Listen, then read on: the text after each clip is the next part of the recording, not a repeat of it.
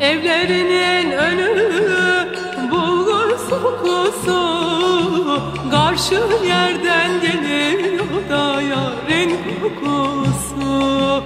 Karşı yerden geliyor da yarın kokusu.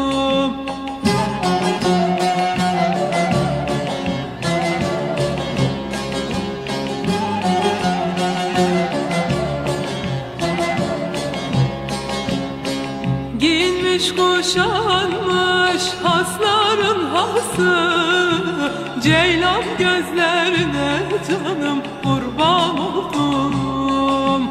Ela gözlerine canım hayran oldum.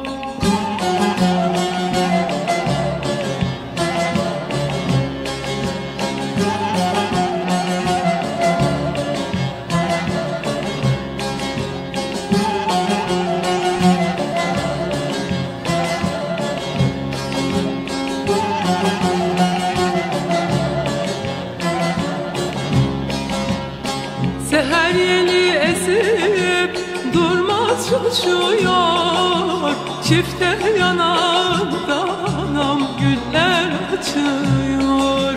Çifte yanağında anam güller açıyor.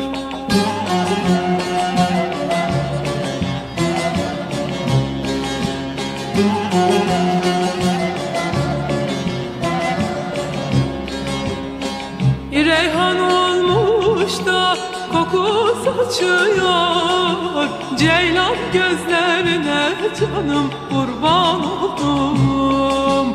Ela gözlerine canım hayran oldum.